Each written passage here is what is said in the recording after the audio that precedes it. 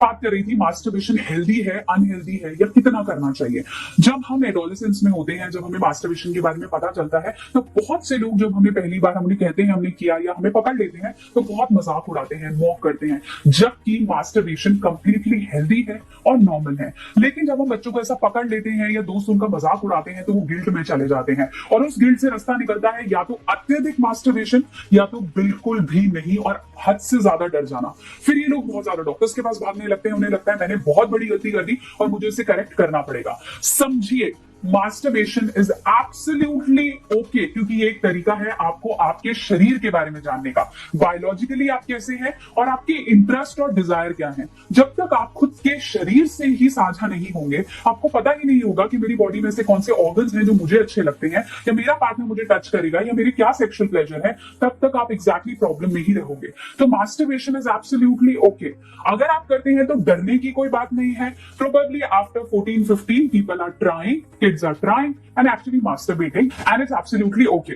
लेकिन अगर मैं बात करूं कि कितनी बार करनी चाहिए, ऐसे बहुत से कंसल्टेशंस, बहुत सी क्वेरीज, बहुत से बच्चे मुझे आके पूछते हैं मां मैंने कर लिया, अब मैं क्या करूं, अब तो मैंने दिन में 10 बार कर लिया, 2 बार कर लिया, 5 बार कर लिया, मैं 30 साल हूं अभी भी कर रहा हूं क्योंकि शादी नहीं हुई है। तो ये बात जाननी जरूरी है कि मास्टरबेशन कितना करना चाहिए उसका कोई आंसर नहीं है, ना ही किसी बुक में लिखा है, ना ही कोई डॉक्टर आपको बता सकता है। बहुत ज्यादा मल्टीपल फैक्टर्स होते हैं। फैक्टर नंबर 1, आपकी एज क्या है। तो देखिए, जैसे आपकी एज बढ़ेगी तो आपकी बॉडी थोड़ी सी ज्यादा प्रिपेयर्ड है और अगर आप तब मास्टरबेट कर भी रहे हैं तो थोड़ा ज्यादा पोटेंशियल है। जितना आप अर्ली जाएंगे तो आप जल्दी एडिक्शन के स्क्वायर में घुस जाएंगे और ये आपकी फिजिकल एक्टिविटी, आपका प्रोफेशनल वर्क, आपका कंसंट्रेशन, स्टडीज, उन पे इंपैक्ट करेगा। मास्टरबेशन तभी अनहेल्दी है तब जब वो आपकी सोशल लाइफ, पर्सनल लाइफ और करियर लाइफ को इंपैक्ट कर रहा है। आपका दिमाग इतना ज्यादा यूज कर रहा है कि आपको समझ में नहीं आ रहा। दूसरा बड़ा फैक्टर आपने समझना है कि जब तक मुझे फिजिकल इश्यूज नहीं हो रहे, मेरी टांग दर्द नहीं हो रही, मेरा सर दर्द नहीं हो रहा, मुझे कोई प्रॉब्लम नहीं हो रही, तब तक it's absolutely okay. Third point जो आपको समझना है कि कितना आप डाइट कैसे ले रहे हैं, आपका एक्सरसाइज क्या है, आपका हेल्थ वेट क्या है,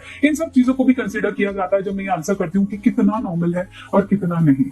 आप जब तक डर के करेंगे ना कि हो मुझे नहीं करना चाहिए था मैंने कर लिया, तब तक वो आपको इफेक्ट ही करेगा।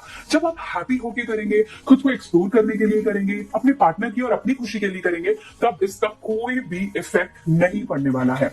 अब ये क्वेश्चन है कि मैम एज, क्या मैं 50 अबव मास्टरबेट कर सकता हूं, क्या मैं 60 अबव मास्टरबेट कर सकता हूं? It is absolutely okay. There is no particular age to masturbate and there is nothing like कि अब आप 50 के बाद नहीं कर सकते हैं। It is completely healthy. All the medical study proved it.